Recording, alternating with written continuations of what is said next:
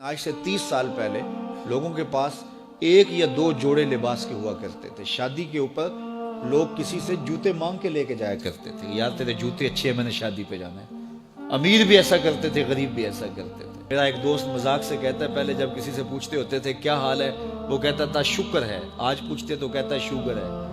تو بالکل حالات بدل گئے اور ناشکری پیدا ہو گئی ہے، برکت اٹھ گئی ہے، اللہ کی ناراضگی ہو گئی ہے۔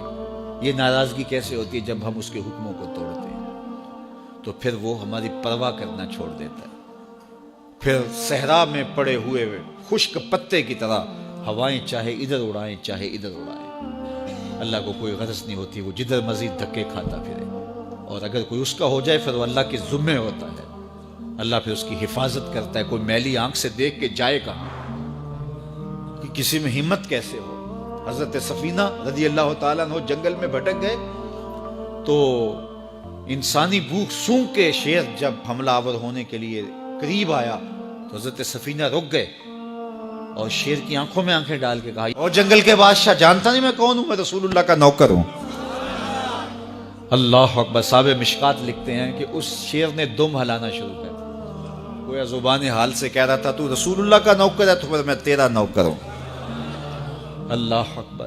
تو ہم جب ان کے نہ رہے تو پھر زمانہ ہمارا نہ رہا، تو یہ نتیجہ ہے گناہوں کا۔ اللہ اکبر۔ تو ہم اپنے کاروبار کو جب صاف ستھرا رکھیں گے، پاکیزہ رکھیں گے، تو طمانینت ملے گی، سکون ملے گا، قرار ملے گا۔ اللہ کے محبوب علیہ السلام کے ایک صحابی گھوڑا فروخت کر رہے ہیں تو ایک صحابی اور آئے تو انہوں نے کہا کہ یہ گھوڑا بیچتے ہو؟ کہا ہاں بیچتا ہوں۔ کتنے کا؟ کہا 500 درہم کا۔ تو عرب گھوڑے کے اوپر سواری کر کے چیک کرتے تھے، دیکھتے تھے، ٹرائی لیتے تھے۔ تو گھوڑے کے اوپر جب ٹرائی لی نا تو واپس آ کے کہا کہ اس کا 600 درہم لوگے؟ اس نے کہا میں تو 500 میں بیچنے آیا ہوں، تو تم 600 دیتے ہو تو بسم اللہ۔ تو پھر وہ کہنے لگے اچھا 700 لوگے؟ انہوں نے کہا کہ مجھے اور کیا چاہیے؟ تو کہا نہیں یہ گھوڑا تمہارا تو 800 کا ہے۔ وہ کہنے لگے ہاں میرا گھوڑا 800 کا ہے۔ تو کہا پھر 500 کا کیوں بیچ رہے ہو؟ کہا میری مجبوری تھی، میں نے بیٹی کی شادی کرنی تھی اور میں مجبوری سے 800 کا گھوڑا 500 میں بیچ رہا ہوں۔ انہوں نے کہا میرے صاحب، میرے بھائی، میں تو 800 میں لوں، جب ہے 800 کا ہے تو میں 500 کا کیوں لوں؟ انہوں نے کہا بسم اللہ۔ انہوں نے 800 روپے پیش کی اور گھوڑا لے لیا۔ تو کہا کہ میری تو مجبوری تھی کہ میں نے بیٹی کی شادی کرنی تھی اور میں اس لیے گھوڑا 300 سستا بیچ رہا تھا، اور تم نے 800 کا لیا جب تمہیں 500 کا مل رہا تھا۔ کہا میری بھی مجبوری تھی۔ کہا تمہاری کیا مجبوری تھی؟ کہا میرے رسول کا فرمان میری مجبوری تھی۔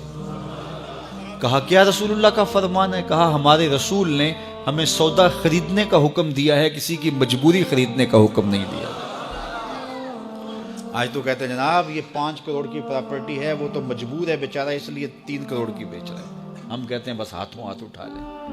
یار اگر کوئی بندہ اپنا گھر بیچ رہا ہے اس لیے کہ وہ مجبور ہے اور وہ 1 کروڑ روپے کا ہے تو ہم اس کو 50 کا کیوں خرید رہے ہیں؟ جب ہے 1 کروڑ کا، 1 کروڑ کا خریدے۔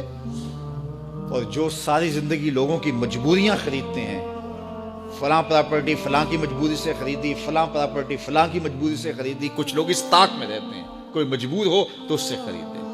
اللہ اکبر۔ پھر ایک وقت آتا ہے کہ یہ مجبور ہوتا ہے اور اس کی پراپرٹی کوڑیوں کے بل بک رہی ہوتی ہے۔ ہم نے اپنی آنکھوں سے ایسے مناظر دیکھے۔